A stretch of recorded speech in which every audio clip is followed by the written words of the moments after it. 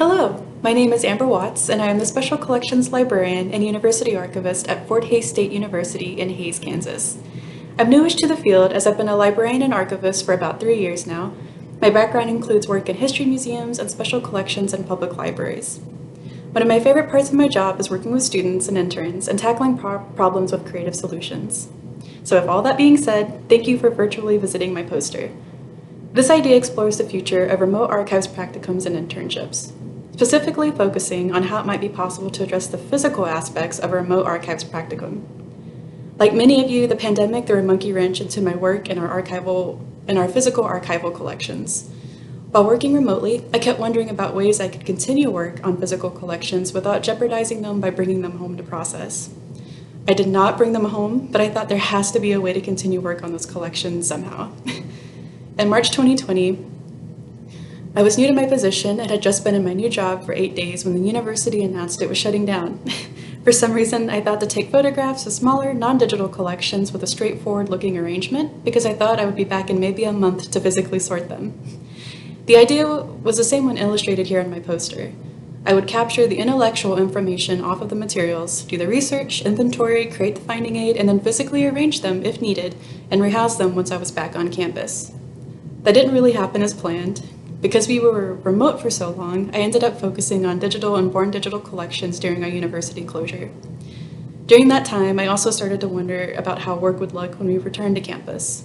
I thought of my student workers in the fall, but also about future interns. So let me pause right there for a moment. With my background in nonprofits, one struggle we always faced was that of resources. Often there was not enough desktops, laptops, or even just workspace in general to spread out and process collections.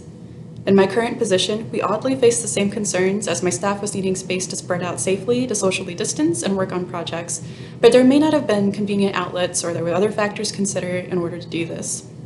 Then I also brought on an intern this past spring and we tested out Trello, which is a free project management software. I had heard about this program from a colleague who was using it to coordinate with their students who were working in different parts of the library. After some tinkering with Trello, I discovered that you can upload documents, spreadsheets, photographs, video, and even audio recordings, and plan your workflows. Perfect for instructing students on all the steps of processing collections, but also to capture those other aspects of archives education, such as fielding research requests, planning for programming and outreach, exhibit creation, and other elements of the standard in-person archives practicum.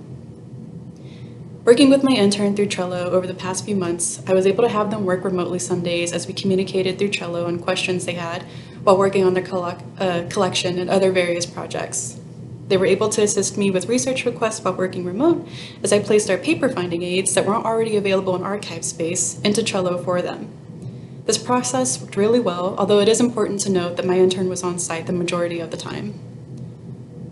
I believe, however, that the same experience could be adapted not only for university special collections and archives, but also to county historical societies, history museums, and other archives repositories that would like to offer practicums and internships for students not in the immediate area.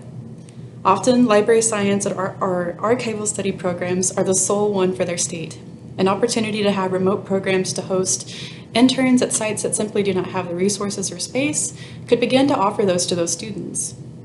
Students would of course need access to internet and a computer, as well as the ability to visit a couple of times to physically sort the materials.